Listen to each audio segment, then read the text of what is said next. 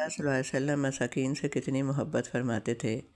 آپ صلی اللہ علیہ وسلم دعا کرتے تھے، اے اللہ مجھے مسکین زندہ رکھ، مسکین موت دے اور قیامت کے دن مساکین کے گروہ میں اٹھایا جاؤں۔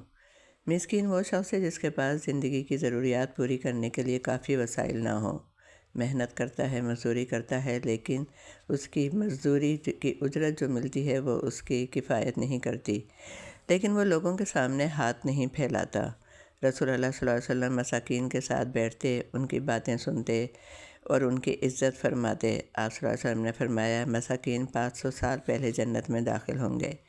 ہمیں بھی چاہیے کہ مساکین کو حقارت کی نگاہ سے نہ دیکھیں، ان کی عزت کریں۔ عموماً ہم ایسے لوگوں سے نگاہ بچا کر گزرنا چاہتے ہیں، ان کے ساتھ بیٹھنا ناگوار گزرتا ہے۔ تو مساکین کی ضروریات کا خیال رکھا جائے، ان کی مدد کی جائے۔